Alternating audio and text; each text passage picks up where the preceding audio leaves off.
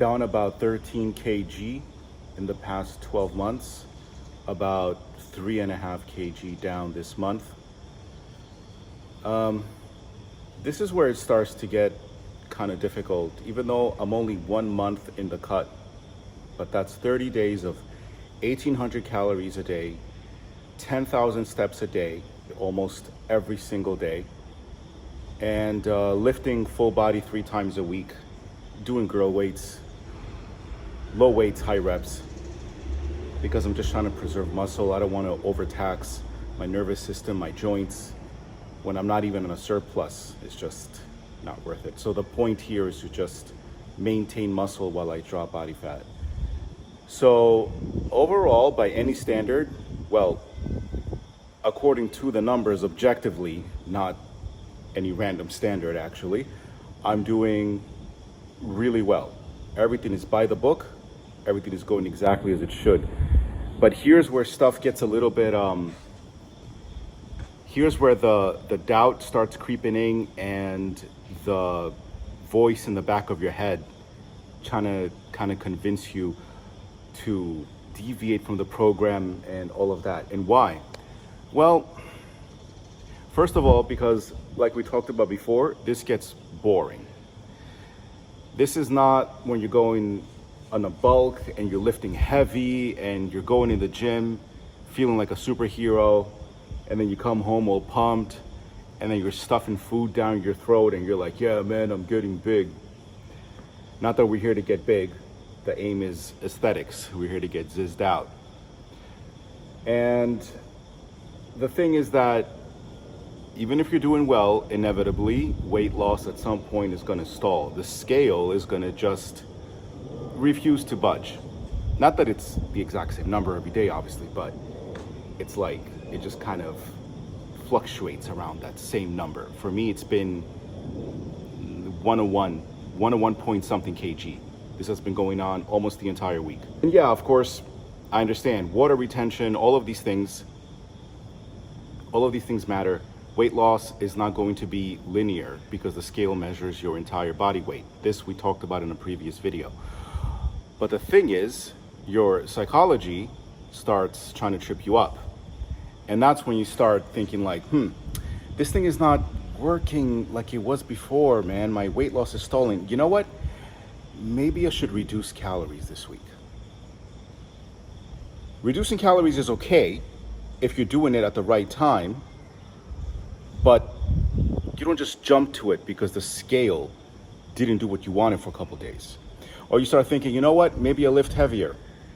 If you lift heavier, you're gonna expend more energy, which means you're gonna need more calories, which means you're gonna get hungrier, which means that when you're already psychologically, like when you're already upset, right? And it's evening time and you're about to order that meal or make that meal that you had already planned on doing, now you're susceptible to that temptation that says, oh man, but I am hungry and I lifted heavy today, right? So you can't be messing with the system just because you didn't see linear movement.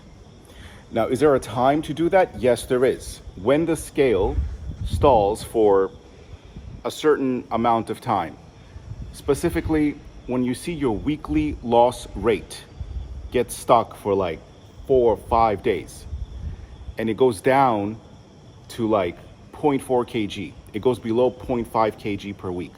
I'm not saying you're losing half a kilo per week. I'm saying your average weekly rate is 0.5 or below. That's when you're like, okay, maybe I'm gonna reduce calories for like 2 days. So in my case right now, like tomorrow, I'm going to go down from 1,800 to 1,600. I'm gonna do that tomorrow, Tuesday, the next day, Wednesday. And then Thursday, I'm going back to my usual 1,800. You cannot be doing stupid stuff trying to starve yourself. Or you start doing other things like, man, I was doing pretty good and this worked for a while, but now I don't know, man. Maybe this doesn't work after all, even though I had some success, but now I'm stuck. So I'm gonna go Google other like fat loss methods. The next thing you know, you're looking up some fad diet. You're like, maybe the Atkins will work. Oh wait, Oh wait, this jackoff told me that I can just eat bread and pizza and lose weight, and if I just pay him, $80 or I don't know, $20 a month for his weight loss program, I'm going to be able to eat pizza and get ripped. This is when people give up. I'm not starving. I'm not irritable. I don't have any problem sleeping because I'm on a reasonable deficit and I'm high protein, which is what you should be doing. This should not be suffering, bro. The suffering here, ironically, is purely psychological. This is when everybody's like, maybe I should start messing with the system.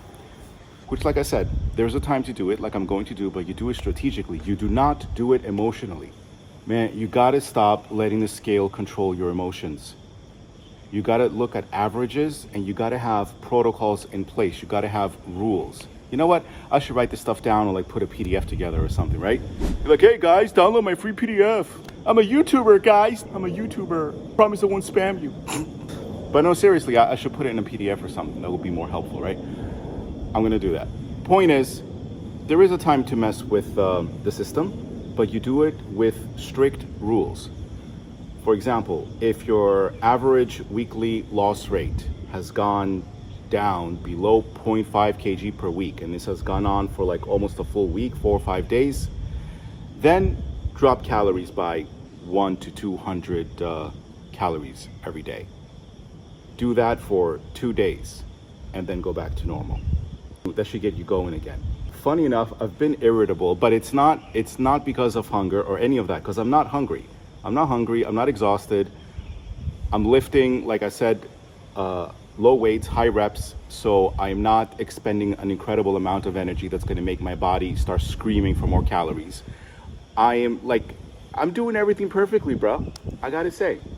But I'm irritable personally, not hormonally, because it's the dopamine runs out eventually, man.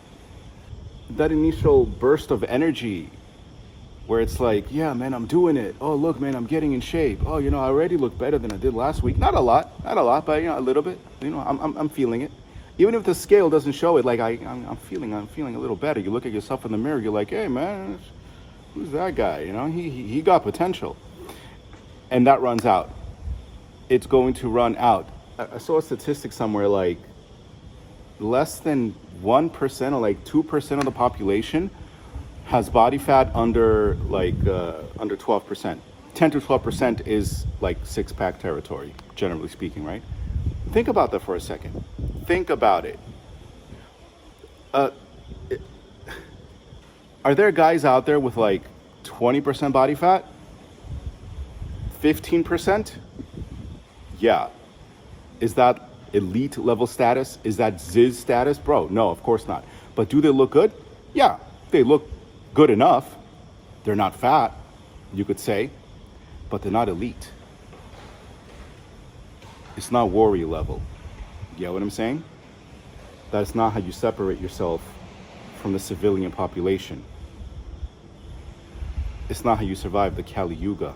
This is where the winners and the losers separate. This, for me, because I recently did a body composition thing, I'm at 36.7% body fat. That's just brutal. And the only reason I don't look like a complete blob is because I have a lot of muscle mass, because this is not my first time lifting. It's not my first time working out. But if I were an average civilian, never been in the gym, never lifted, and I was 36.7%, I'd be round. So I'm working with something, but it's still really, really bad shape. So the point is, for me, for this, we're looking at, let's say 10 to 12 months. 10 to 12 months of eating the same 5 to 6 meal combos. And me, I don't cook. I can't even boil water. And I don't have time for it. And I'm not some nerd just gonna sit there and be like, here's my Sunday meal prep. Give me a break, dude. Actually, no offense to the people who do that, but people that do that, it's probably their job. Their living is based on them being fit. They're bodybuilders, they're competing, whatever.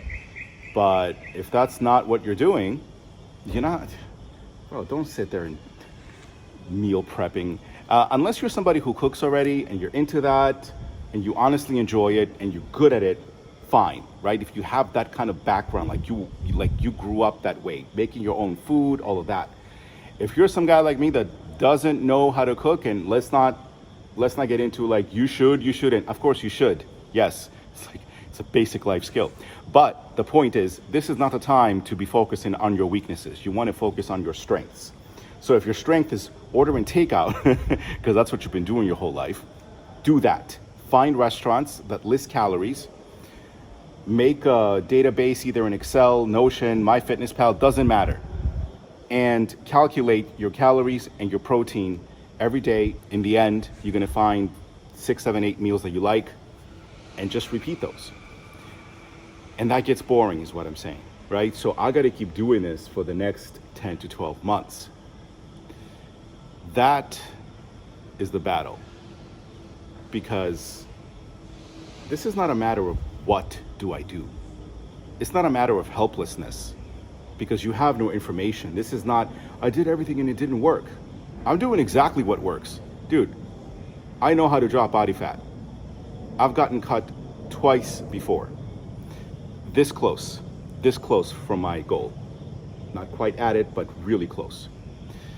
Last time I hit 86 kg. My goal is about 70. I'm going to adjust as I get close to that number, obviously, but that's my goal. That's my estimated 10 to 12% body fat area.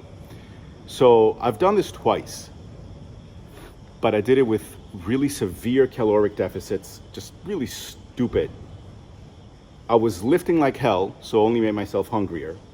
And the thing is, like, all that lifting, I didn't grow the kind of muscle that you would have had you been in a surplus. I'm not saying it was wasted, but all that effort, you know, it's like I was trying to press the gas and the brake at the same time, right? You're trying to like get big and drop body fat at the same time.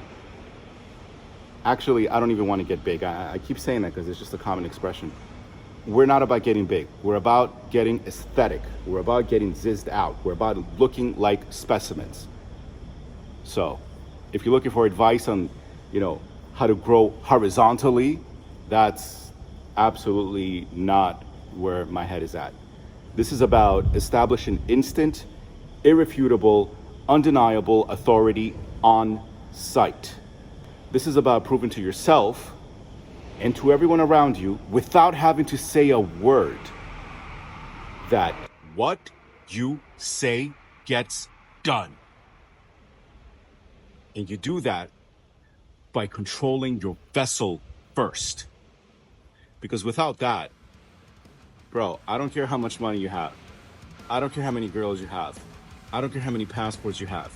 Everything in your life is decoration. It's just lipstick on a pig. And we're not here to do that. We're here for total, complete, absolute sovereignty. And it all starts with your vessel.